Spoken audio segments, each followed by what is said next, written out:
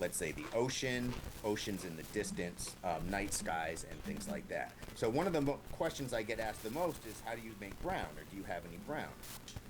Orange is your go-to for brown. It's really a great color to mix brown, and if you add a little bit of blue to it, you know, to the orange, to varying degrees, you can get pretty much any of the brown colors that you want, and it's a color that is very often used. Now, another question that I get asked all the time is how to make gold. Like, do you make gold? I'm like, well, you know what? You actually can make gold. By adding a little bit of purple to yellow, you can get gold.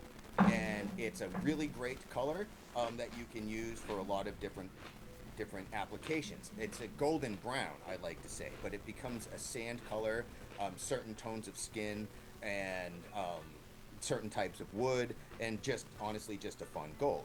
Now, if you add white to any of these colors, now you have opened up the door for just about anything. If kids want to make clouds, they can add red, green, and white, and you can get perfectly good cloud colors.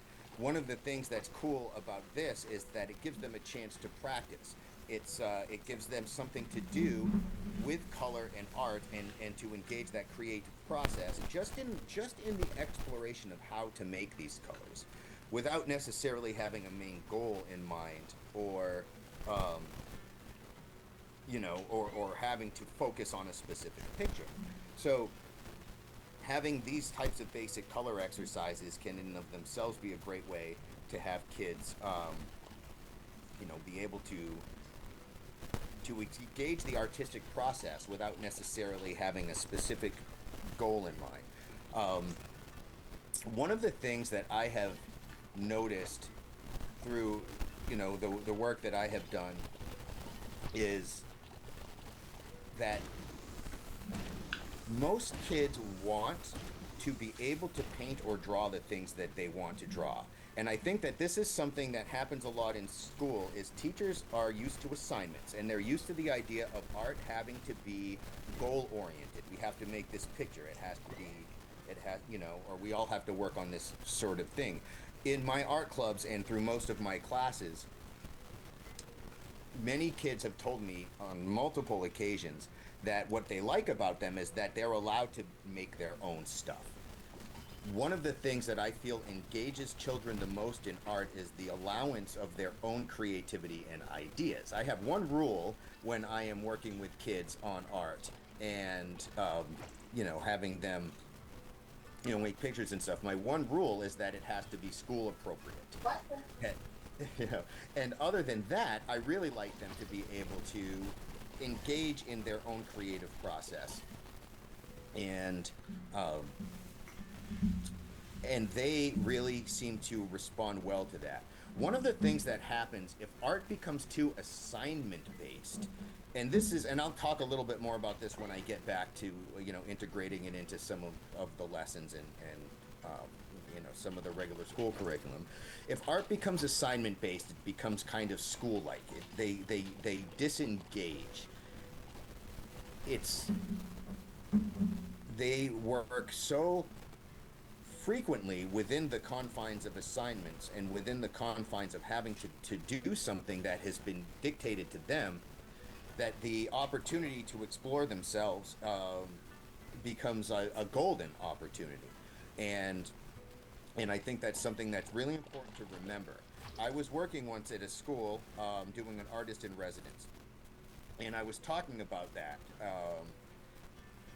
with with the students, and they were we were doing the basic color mixing exercises, and the teacher was and some of the kids were starting to use the color mixing exercises to make their own pictures and come up with the things, and the teacher involved was trying to keep them, well, or what she was saying was keep them on track, like, no, we're not doing pictures, you have to do this. And I basically said, well, if you start to see a picture, or I kind of talked to her, we engaged a little bit, her and I, and I said, if they're starting to see something or being inspired by something, they should be able to explore that. And when some kids were working on certain assignments, and then they would, kind of go off on their own thing. I would encourage that, and I'd say, well, hey, that's actually pretty cool. If we were mixing yellow and orange, or like they had the three primary colors, for example, and we were starting with making the secondaries, which are green, orange, and purple. Some of them were getting ahead of the game and starting to mix the red and the green and things like that. And rather than say, no, don't do that, that's not the assignment, I said, oh, well, hey, I guess you can mix different colors together and get things. So what did you get here? Oh, you got a brown. What do you think you could use that for? And I started to engage them with their own creative process, even if it was beyond the assignment, because that really, the whole point is that they get creative, right? And that they have the chance to be able to explore. And the teacher, after the class, talked to me, and she was very, she was like, wow, that was really great. She's like, I think, like, for all my years teaching, I've been really having them, and I think she used the phrase, like, work within the lines. And you allowing them to go outside the box, I saw how engaged they were. I saw how much they got into it, and they ended up really learning about what you were teaching them through engaging in their own avenue of the creative process. And she said something to the effect of, it made me rethink my whole way of teaching, and my whole way of engaging with students about these things. So I cannot emphasize that enough. Art really should be about them having their own creative space and having their own way to explore things. I also feel like if you're working on art and art assignments with students, that um, having the flexibility for them to work, if work within the parameters and maybe even beyond the parameters, is what might engage them the most. They get told what to do and what not to do all the time. They're told this is wrong all the time, or no, this is how we have to do it, or this isn't how these numbers add up. Art's a place where they can really explore.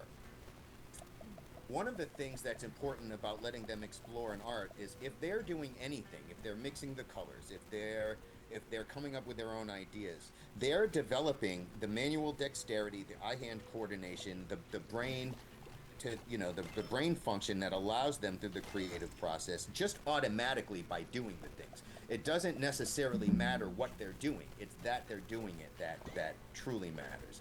As kids get a little bit older, and one of the things that I do, especially with older kids, is that I will offer professional suggestions, or I will offer advice, or, well, this looks really cool the way you put the tree there, but do you see how this tree is on one side of the canvas and there's nothing on this side of the canvas? What if you added something over here? Do you see how it might balance it out?